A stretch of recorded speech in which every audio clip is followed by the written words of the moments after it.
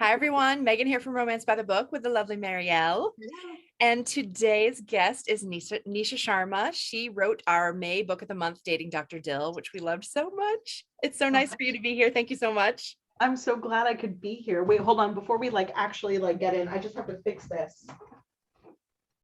I'm watching this in the background and Oh, I'm no. this looks awful. Okay, that's Mr. Darcy. Oh, we love Mr. Darcy. There we go. That looks better. Oh, so much better. So, we really love Dating Dr. Dill. It was so much fun. The Taming of the Shrew elements were awesome. Marielle and I were loving dissecting all the ones we could figure out. And so I guess my first question is really what inspired you to tackle Shakespeare for a romance series? Back in 2019, actually it was a lot sooner than that, but before my husband and I got married, he lived in DC and I lived up in New York, New Jersey area, and I would go down to visit him and we would have our weekends. So part of the things that we would do would be to go check out some of the museums in the area. And one of the museums that I really loved was the Folgers Library, which is the largest private collection of Shakespeare's folios. I've been there. It's very cool. Oh yeah, it's amazing. And so, the folios, for anyone who's listening, folios are the sheets of paper that Shakespeare wrote his plays on. And so the thing is, with the folios, no one really knows which one is the exact original, the very first draft, because Shakespeare would write multiple drafts and basically customize his plays for the audience that was listening to the play. Basically, if he would have a certain royalty in the audience, he would customize Taming of the Shrew in order to kind of have those cheeky jokes that would be best suited for that audience. And if he had more people in the cheap seats, it would be for them. It would be body humor for them. And so, and that is something that really resonated with me when I was having these conversations with the Shakespeare scholars. During my visit, and they basically said the concepts of Shakespeare's stories, the core concepts, the core stories in these plays would remain the same, but the language would change in order to resonate with the audiences. And so I thought to myself, what if I took these core concepts that were just really good stories and I customized it to apply to a South Asian experience for South Asian readers and for a global audience today, a modern reader today. And so that was kind of the seed that started the whole series. And then I called up my editor and I was like, I need you to kind of go with me on this. What if William Shakespeare was a gossiping Indian auntie who gave really bad dating advice? What do you think? And Elle, who was my editor at the time, she was like, I think it sounds really fun, but give me a proposal. Let's see let's see where this goes. So I chose 3 of my favorite rom-coms by that Shakespeare had written, 3 of my favorite comedy plays that he had written, and I presented those as part of a proposal. And I was like, some of these are a story within a story. So the Taming of the Shrew is a story within a story. And so we use this framework of this news article of this auntie who gives dating advice, but not to kids, to the parents who are trying to get their kids married. Yeah. And so that was the story part, the outside story that kind of framed this whole thing. And then I love I'm a longtime romance reader. I've been reading romance since the summer after 7th grade. And so I imprinted on authors like Nora Roberts. And one of the things that I absolutely love is her, the symbol of 3. So 3 friends, 3 couples, three books. And so I framed it around 3 plays, 3 friends, 3 books, 3 couples. And that is how the story started to kind of come together. That's awesome. What was the biggest challenge that you had adapting Taming of the Shrew? Because it's kind of an uncomfortable play, I would think, for a modern audience. Yeah, it really, really is. And I think like, you're not supposed to read your reviews, but whatever, I read them, I'm not gonna lie. And so like, it's really interesting to see like readers react. Some of them are like, I would have liked it if it was closer to the original. And other people are like, I would have liked it if it was farther from the original. And so like, there's Which no, just proves you can never please everyone. well, you can never please everyone, but also like what parts of the play resonate with different people, right? So and so it's been really like fascinating to kind of see that. And so and it also like tells me a lot about like the way that people engage with like these like foundational texts. And so so as a writer, like I find that really fascinating. And so with Taming of the Shrew, like I picked it because one, it was the hardest, and two, it's my pandemic book. So like I was in the process of trying to like unpack some really difficult like topics that we were discussing in our world. Like we're experiencing racial trauma that is a global like a global problem. We're experiencing like global like trauma from the pandemic. How is that affecting our mental health? How is that affecting the way that people interact with each other? How is that affecting the way that like people kind of like crawl inside themselves and like build shields, and they don't want to like break their shields to connect with another person? What kind of excuses do they use that on the outside it may sound absolutely ridiculous, but like that person is holding so tight to it because of how much pain they've experienced like and witnessed. So, you know, all of these questions were kind of floating around in my head. And I will say that like with Taming of the Shrew and with Dating Dr. Dill, my goal was to like flip the script. And so what I did was like there's three like types of abuse that occur in Taming of the Shrew. He like starves her, sleep deprivation, manipulates her until she can like until she just like says whatever he wants her to say, right? So he like, and his excuses are like, no food is perfect enough for you, like no, like, you know, you can't sleep because this is so uncomfortable, and he keeps like waking her up, and you know, all of these terrible things. And so in Dating Dr. Dill, they're always eating.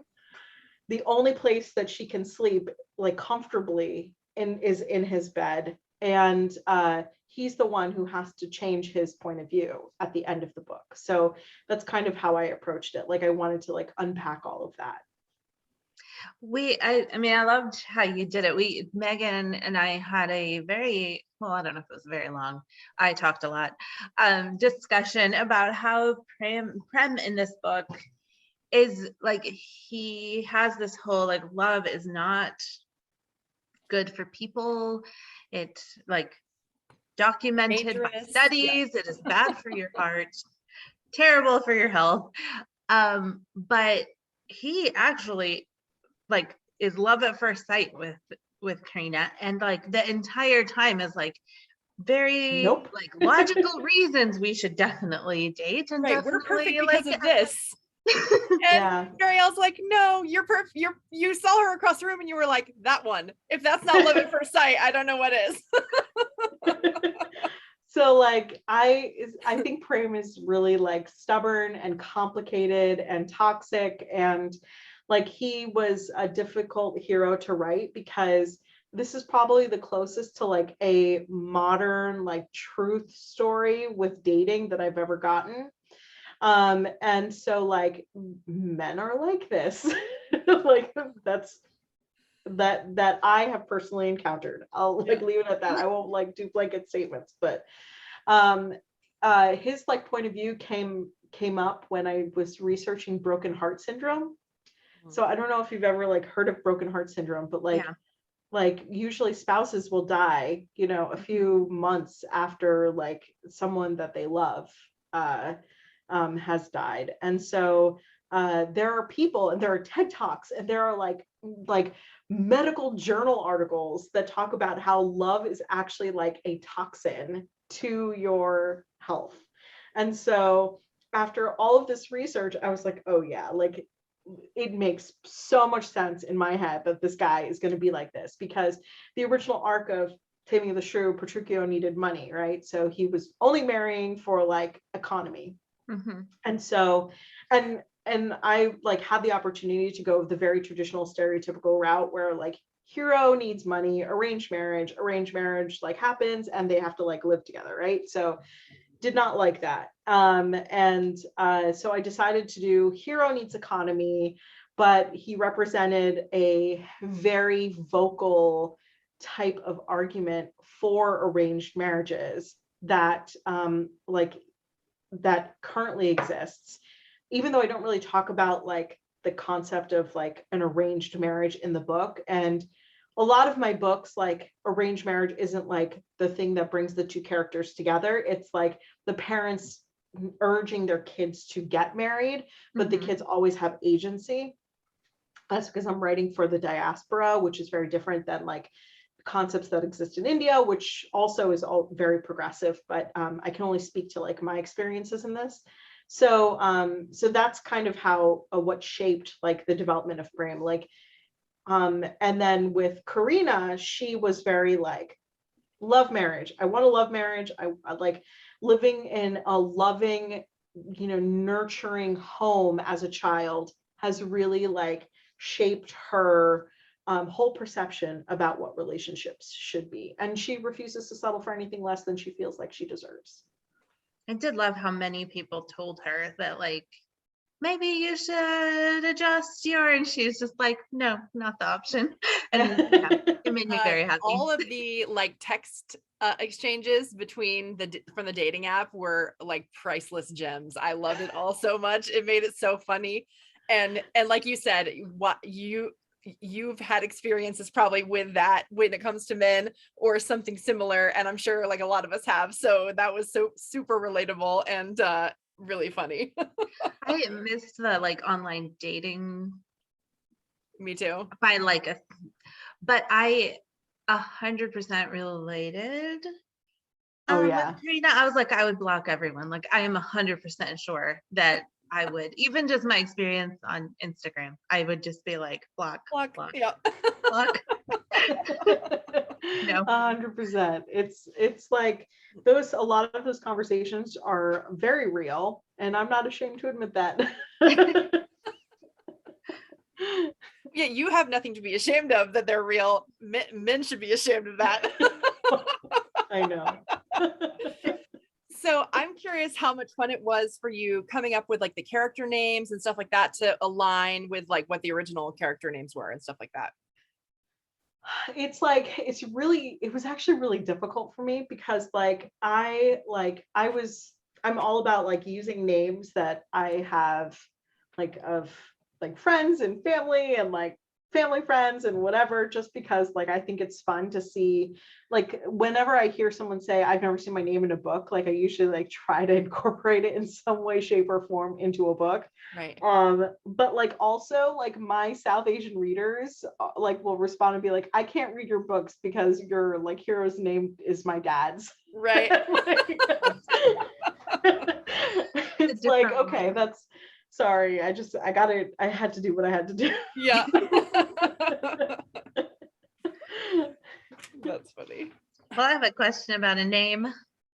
And I know I'm not the first person to ask you this because I saw something online, but why Charlie? Oh, so yeah, no, you're definitely not the first person to ask me this. I actually had to like put out a statement because I had so many people like DM me about it. So there's a couple of things that kind of go into this conversation. The first is a hero naming his dick is not new. No. It's not new. It's like it's codified in the romance genre. We have seen it in so many different books, and if you go to like all of the books where like the hero has done this and you read the reviews, never does it come up as a problem. So the fact that I may have written a South Asian hero who does this, I think is like what has people surprised, because we still have such few representation in the industry. So it maybe like was a little bit surprising to people in that sense because they've never seen it before. So I'm going to like give my like honest opinion, my reasoning, and the speculation. I'm going to go through this whole thing with you guys. So Okay.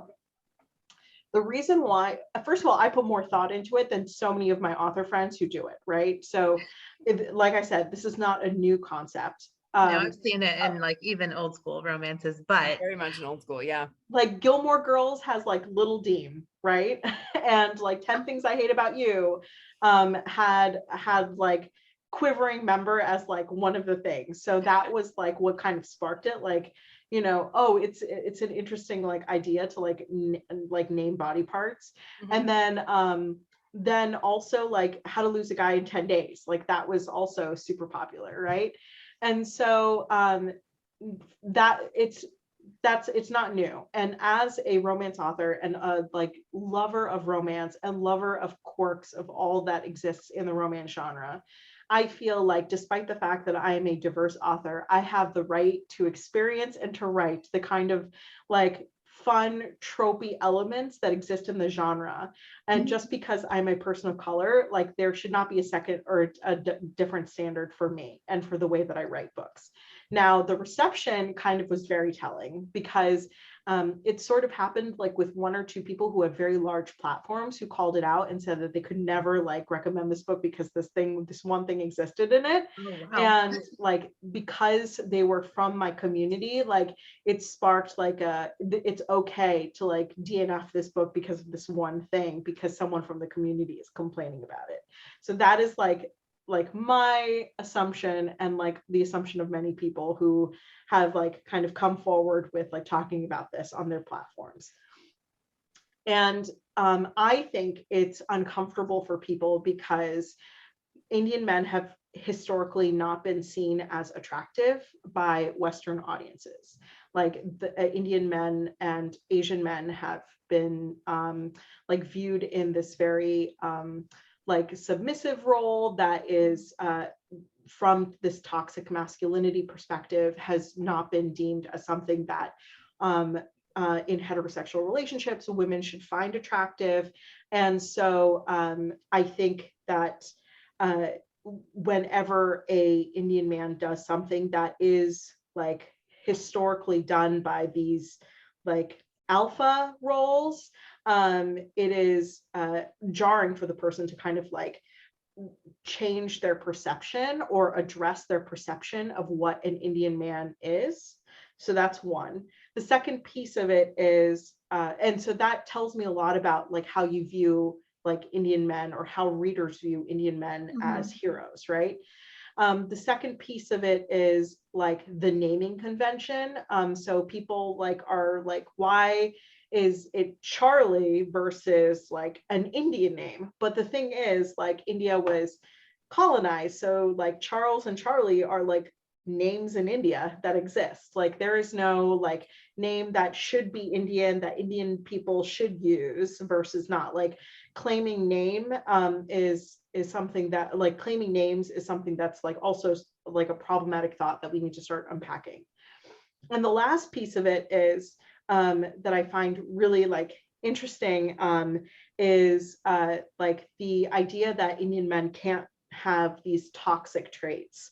So it is not a great thing for a man to do. And we should, you know, also acknowledge the fact that although it's tropey and it's something that like indicates toxic masculinity and alpha male roles in other books that we've read in the past, like it's something that exists for a reason to show like a fault with the hero, right? It's not a great thing that the hero does, but it's like a character flaw. And so that these are the reasons why I think people like had a hard time digesting it as like as a thing that Prem does. Now, as like the author, the reason why I put it in there was actually super intentional. And so like and yes, I want to be able to enjoy the fun tropey things that other romance writers have been able to experience. And personally, I still support I don't regret doing it because like I want to be able to like enjoy writing books that I like love putting together. And you know, this is why I do it. That's like the number one reason. Like, but like, I also understand that as a person of color, I have to be like more intentional. And so there was originally a scene in the book where the hero was talking to his mother, and you find out that the mom is the one who actually has these like strange names for like body parts, because the mom could not have an open conversation with her child about like sex and sexuality and and body parts. And so like Alpha Bravo Charlie, like, so she used like these names to basically like address like whenever she had to like potty train or whatever for her son.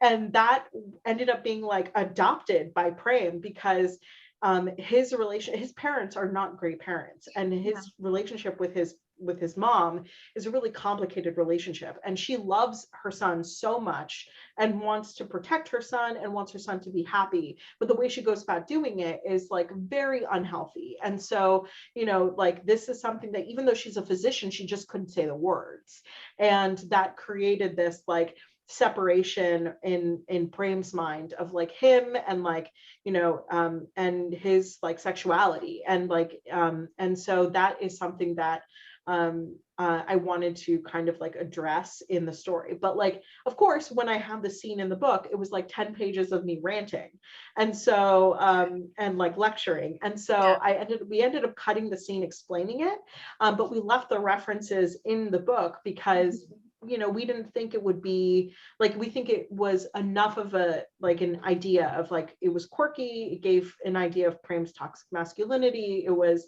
like something that was a character trait, that was a flaw, and like it is something that based on his like backstory you kind of understood where it could come from, and apparently not. So you know what, for me, I read it because I read this book more than once and listened to it on audio. Sorry, I was obsessed. But I did not even flag it the first time I read the book.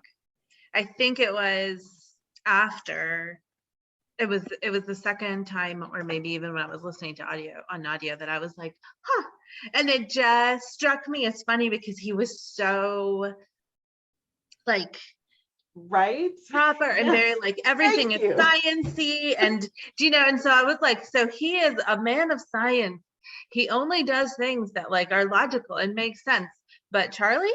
And so that was what actually caught my attention when I finally caught it. Why I even thought about it, I guess, was because it seemed so at odds with his like outer persona to have that like inner. And I don't know if he ever calls it that out loud. Like, I don't think he ever refers to Charlie as Charlie out loud.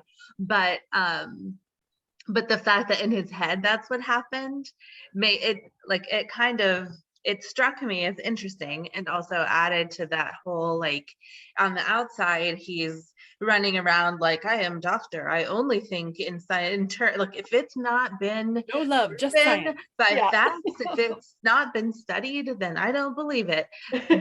But I appreciate that so much, because that's exactly the kind of like thought that I wanted the readers to kind of go through, like, like he's still struggling internally with like all these messy feelings and he can't figure it out.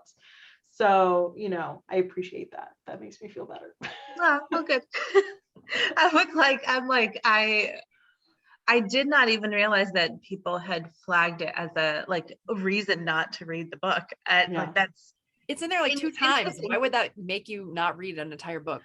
I mean, I like will say that I have like DNF'd books for like random reasons as well. So like, if it's not for you, it's not for you. But at the same time, like, I urge readers to think about like, when they're reading diverse titles, why they particularly like don't like something, because it could be something that they don't even realize is like deeply embedded in the way that diverse communities have been portrayed and framed in our society. So it's something that may require like some deep thinking and some like unpacking on an individual reader's part that they just may not even realize. Yeah, I'm glad we talked about it, because I don't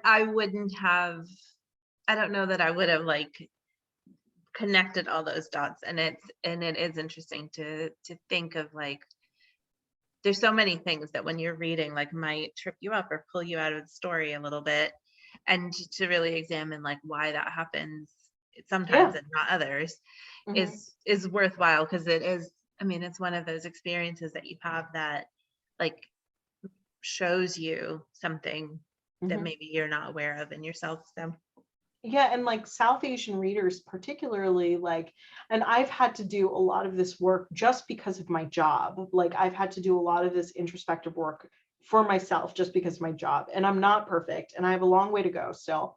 But like, I think South Asian readers who are now seeing representation on the page, specifically like South Asians in the diaspora who are seeing representation on the page for the first time, who have been raised with thoughts of like assimilation and code switching, are still trying to process like what parts of their culture and what parts of their community they should be proud of, and what parts, like, you know, they've been told to not be proud of, and how to act and how to speak and how to like view yourself. And like all of those things are like taught at early ages, often for protection. And, you know, and sometimes it just takes some work to like unpack it. And I hope the more books that I publish, and there's like a list that I think her name is Word Wonders, posted on Twitter, of like 180 South Asian titles. So like the more South Asian books that are out there, I hope the more readers like work diligently at unpacking their like different different thought processes that have been ingrained in them. Yeah, I mean, I was born in Panama and grew up in Canada, and now I live in the United States in the South. And it's like every stop on my way, I feel like, has been so different culturally. And sometimes it's interesting to think about like what parts of my like cultural heritage feel like they apply to me, and which parts, do you know what I mean? Like I definitely see myself as Canadian a lot, compared to, because I didn't grow up in Panama, even though that's my, do you know what I mean? So I'm not explaining this well, but I do feel like it's interesting to have representation that's very specific in the way that it tackles identity. And in your book, like, you had two people who came from like maybe similar backgrounds, but not really. Prem's California, and Karina has been in her community for her whole life. Right. So it's like they both, like, maybe on paper have the same background, but not really. And it's interesting to see how that like manifests in the way that they deal with each other and with their family and with themselves too. It's it was really interesting to see on paper. Thank you. I did have, I guess on a lighter note, a question about that Met Murder Mystery Scavenger Hunt. So cool. Yeah, and can we make it real? It's real. That's that was, I'm like, when can we go? So there's a company that does it, and like there's a few companies that do things like that at the Met. And so before the pandemic, for my husband's birthday, I took him on a New York date, and we went and we ate at like a rooftop bar. And then I was like, we're going to see a museum. And he's like, oh, really? I was like, no, trust me.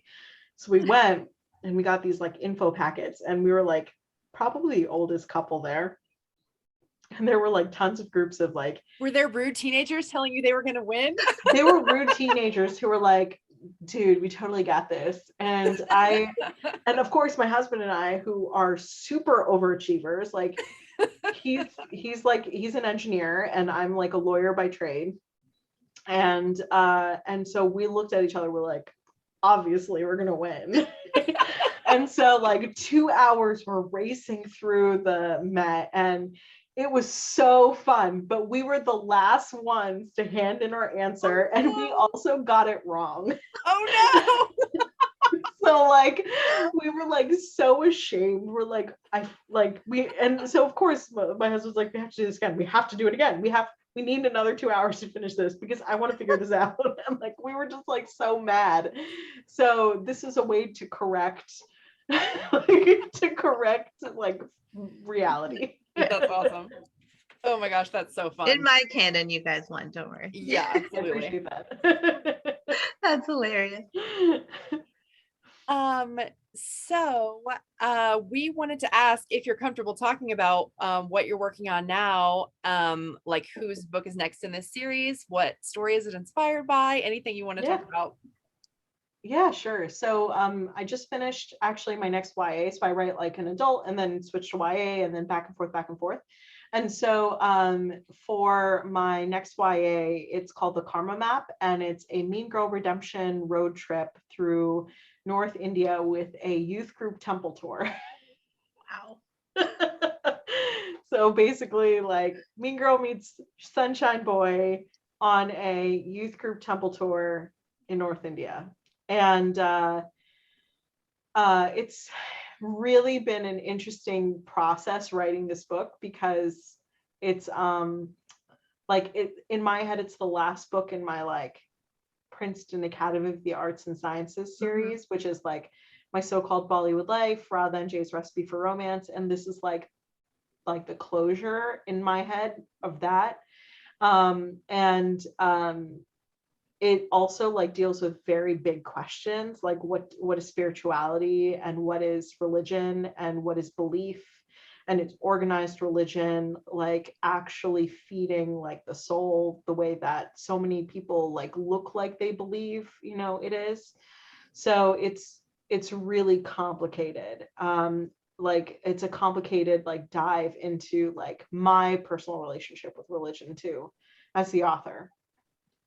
And then I've started writing also the next book in the Shakespeare series, which I can't reveal the title and I can't talk about the cover as much as I want to, but it is Wait, Bobby. you've seen the cover? I'm sorry? You've seen the cover? I've seen You the just can't talk draft. about it? Okay. It's really fun. So it's Bunty and Bobby's story. Mm-hmm. And it is inspired by Much Ado About Nothing. Yay! Which is really scary for me because that is literally my favorite play ever. I love it so much.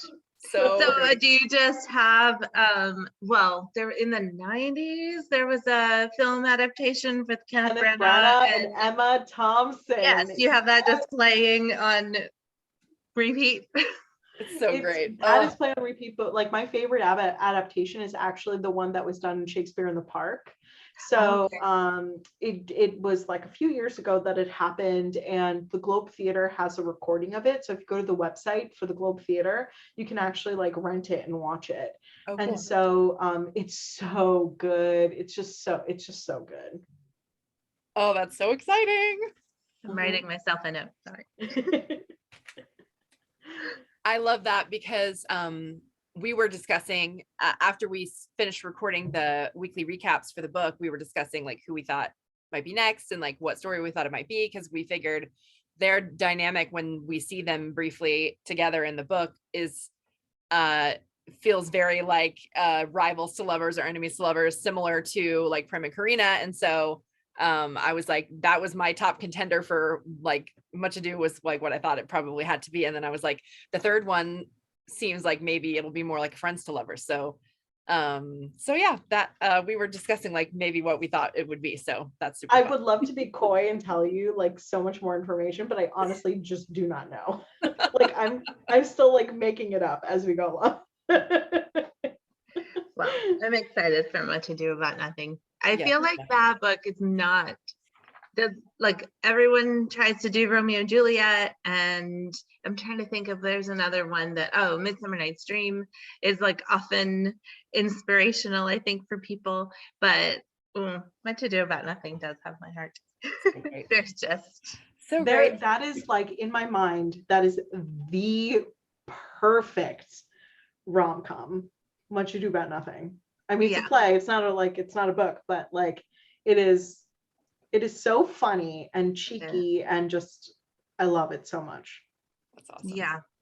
Well, and the characters are so strong. Even like Beatrice, especially, I feel like. Oh yeah. She's just like Oh, absolutely. I can't wait. That's very fun. You will see the aunties too.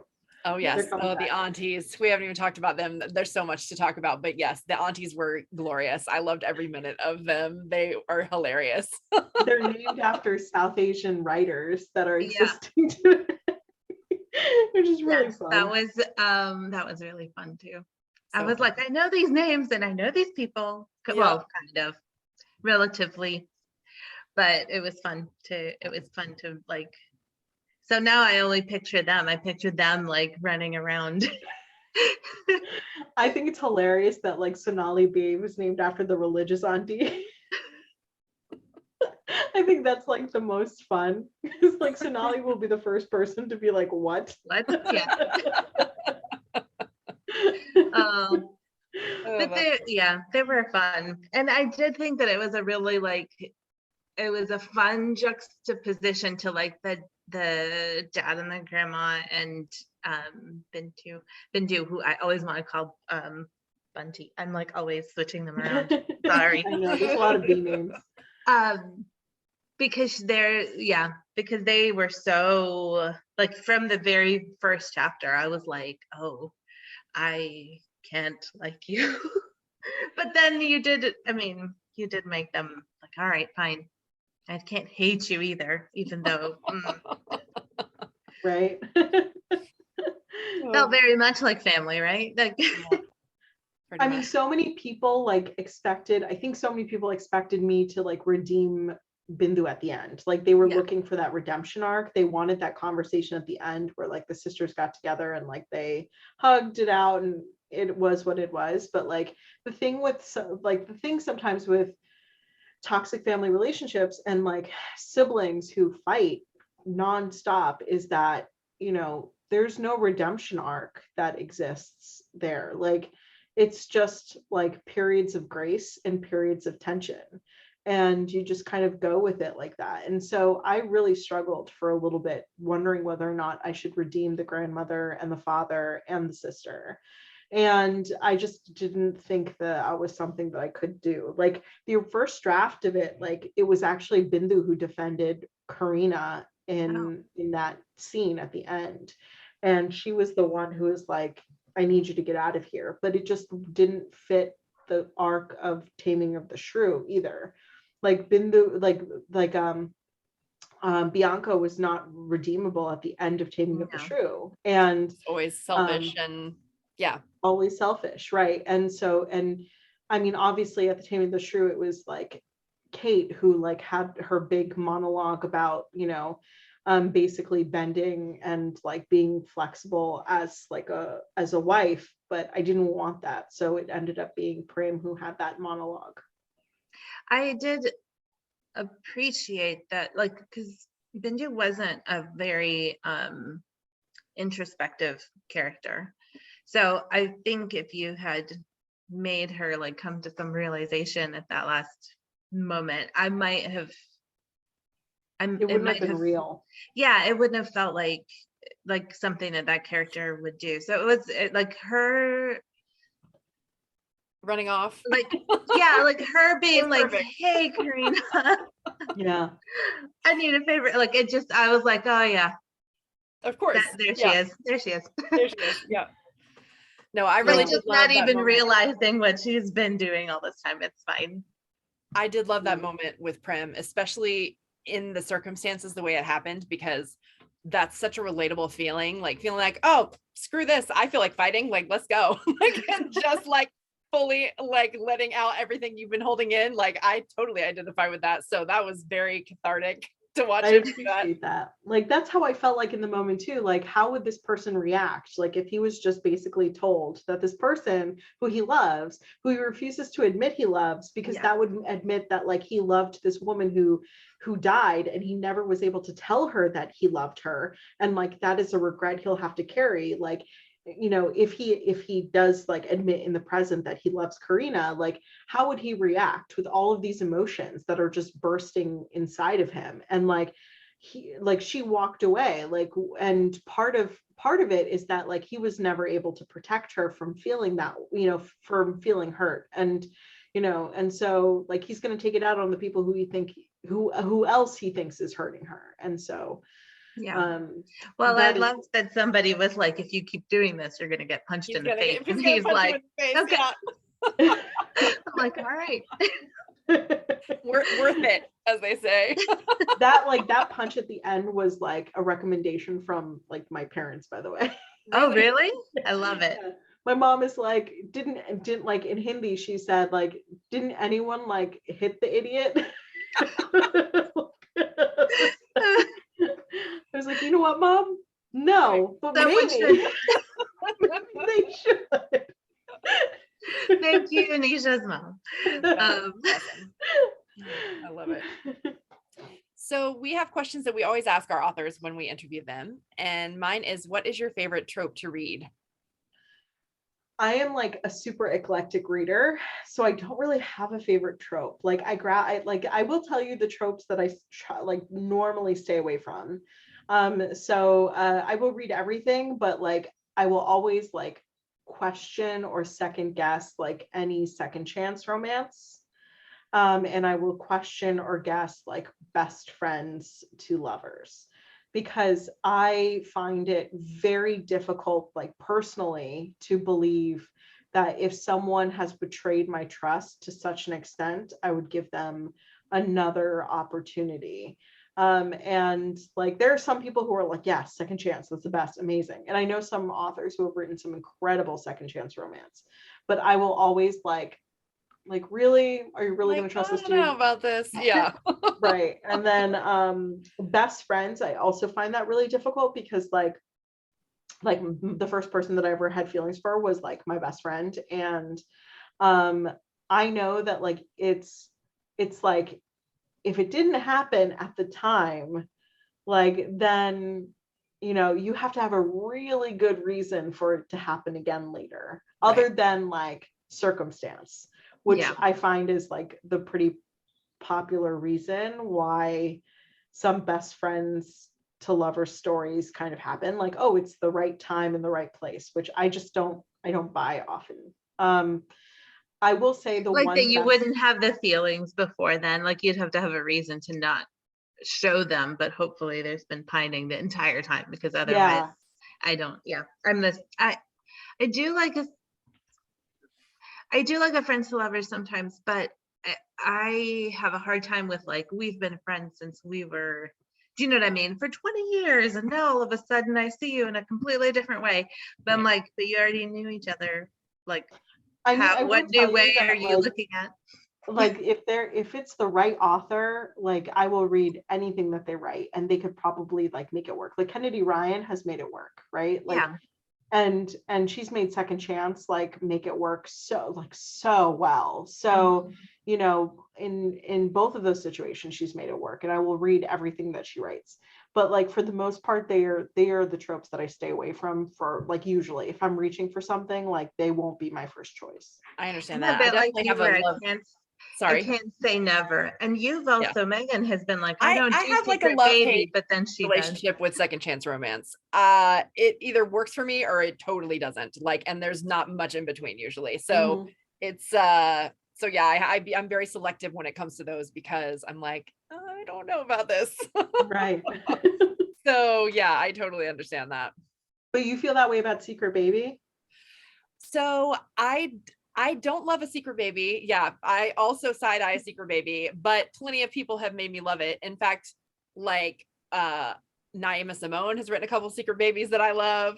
Have you read the LaQuette one? One of my favorite like Tessa Bailey books ever is A Second Chance Romance and a Secret Baby. And I'm like, so I Wait, which one was from LaQuette?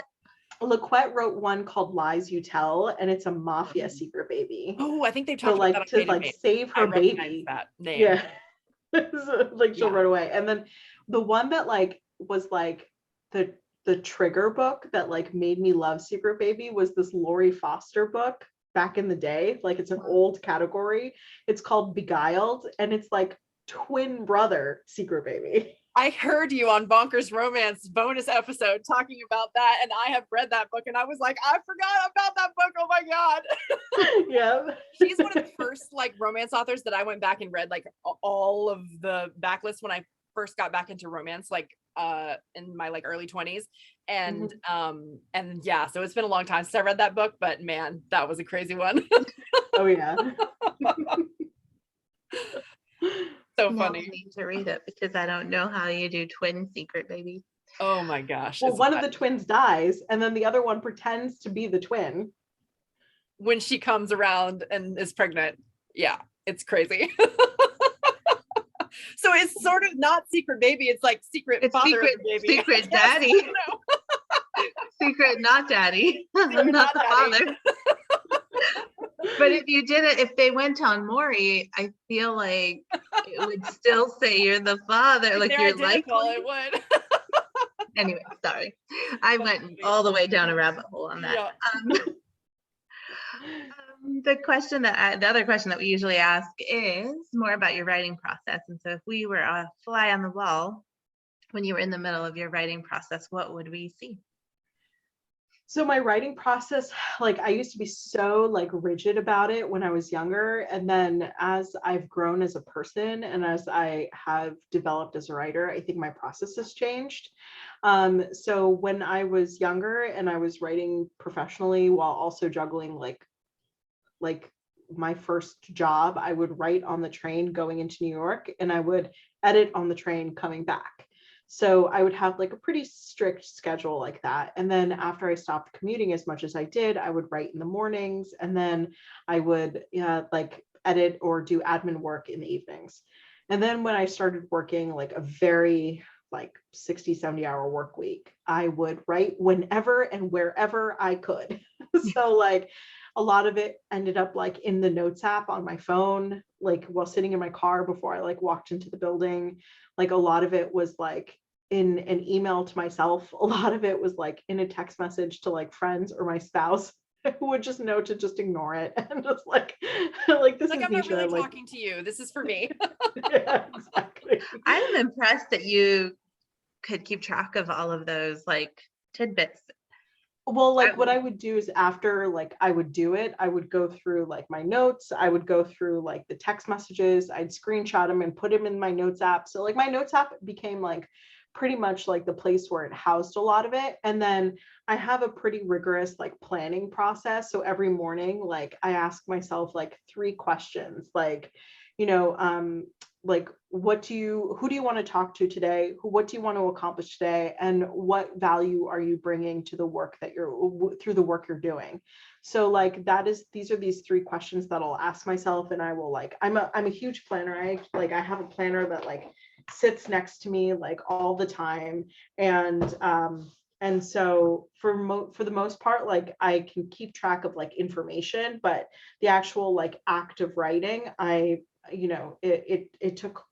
takes a little bit of like customizing depending on the project now. And so I still write mostly in the morning. Like I will get up early and I will write for 2 to 3 hours. Usually I'll do sprints with friends. I have this thing called the time timer.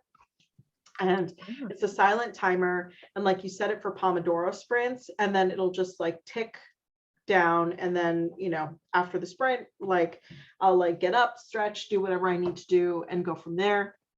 And then in addition to that, like this is like something that Sarah McLean taught me how to do. It's like to track every 100 words. So I'll like create a cue card and each block is like 100 words. And what I'll do is as I write 100 words, I'll highlight the block. So I can get a visual tracker of like finishing a novel. So like I'm working on like the second draft of a novel this year, but like this is the first novel I finished this year. Like this is what it looks like when it's done. So that's like that looks like very satisfying to me. It's super. It's like it's very much like it kind of like gives you a boost of serotonin, so which is really nice. And then like in terms of like plotting, I'm very much a plotter. Like I have to have like a full outline of some sort, but like the way that the outline looks has changed over the years. Like sometimes I'll need it beat by beat, sometimes I'll just need to know like just enough ahead of the scene, and like where the end point of the book is for me to feel like I'm in a good place. Like this is like the outline that I've started working on for like the second Shakespeare book. So it's like a 3-page. Can like, you pause on that? No, I'm kidding. Yeah. Just pulled it right up to the camera. It like I can guarantee you like probably none of this will actually end up in the book, but like it's like building out the outline and then like refinessing it multiple times helps me get like a good sense of story. Nice. Awesome. I love that. It's interesting how different, well, I mean, I guess that happens in a lot of different avenues of life, but that like everybody has their own system, but like different elements of things sometimes like will seep in from one person to another. Oh yeah. But it is fun to see. And I love how deeply you think about your work too. Like it's talking to you has been, I guess, enlightening a little bit, but also like it confirms that I feel like you probably have a reason for everything that's in there that makes it into your book, and talking to you seems like to have confirmed this for me. Yeah, I mean, Dating Dr. Dill, there's so many layers to it. Like, I'm like annotating the book right now because the annotated copy was like a giveaway for like a fundraiser that I was a part of. And like in the process of annotating, like it even then it's like, okay, well, like this color is for this reason and this thing is for this reason. And so, and I think part of that is like diverse authors have to be a little bit more intentional, like going back to like, yes, I want to write the stories that I enjoyed growing up, except writing it for my community. But at the same time, like, you know, I have to be a little bit more intentional about some of the decisions that I'm making. And I think the older I've gotten, the more intentional I've gotten as well. So like with my so-called Bollywood life, I tell people it was my first trade book and my first young adult novel. And I wrote it as a love letter to the younger self that I wish I could have been, which was like this very confident, strong-willed person with direction and drive. And like that book, like that was really the intention, and that was it. Like, but with Dating Dr. Dill, it's like I feel like every conversation that the characters have with each other, I had to think about it before I put words on the page. How has that changed your process at all? Like when you're being so intentional? A little bit, but not so much. Like it like my so-called Bollywood life, I feel like I wrote so quickly. It just takes me longer to write a book. And also I feel like I'm having smarter conversations with other author friends, like about like a character psyche. And it's also something that I never really thought of that would bring me and my father closer together. Like my father's a psychiatrist. So oftentimes, like I'll ask him now questions about like what would be the reason behind a person being so scared to address trauma in this particular way. And so we would have these conversations that, you know, which is it's really kind of like special too. It's like I can something that he never really understood that I was interested in, but also wanted to support me in some way or another. He can now support me in this way. Yeah. And well, that's a really like huge support, I would imagine, because writing characters who are believable and nuanced and layered, like it's hard. And to have somebody that you can really be like, hey, does this actually work? Yeah. No, it really, really is. Yay. Well, I love that your parents are so like get to support you, and that there's bits of like your community and your books too. It's awesome. Oh yeah, they're fun. And like every time I like have a book release, well, usually a YA book release, I don't ask them to come out for like an adult book release, but like we'll call the entire community will show up at a book event, and it's really like all my aunties will show up. Like they did like a recording. I think it's on my Instagram, like where they like I asked them to share a secret that they kept from their mothers. And oh yes, I saw that. And so like they were like, yeah, we'll do it 100%. But of course, like their secrets were so lame. They're like, I used to climb the mango tree and steal mangoes from the neighbor. It's like, None of you had anything You're like, salacious. come on, give me the dirt. Well, everyone should go watch that because it's adorable. And they are so, like, when I saw it anyway, I just really thought it was cute. cute. And they were like, oh, yes, I have a secret. And then, yeah, it was. Like, I used to step outside on the balcony and look at the neighbor. I'm like, And we okay. used to like flirt, like, that was it. Then my parents told me to stop, so I stopped. Oh, that's so cute. I love it. Well, thank you, Nisha. This has been so much fun. We really enjoyed the book. We hope everyone out there who read it enjoyed it as well. And the day you'll be seeing this, which is the last Saturday of the month, Nisha will be doing a takeover on our page as well. So Yay, thanks for having me. thank you so much. Thanks. See you next month, Absolutely. everyone.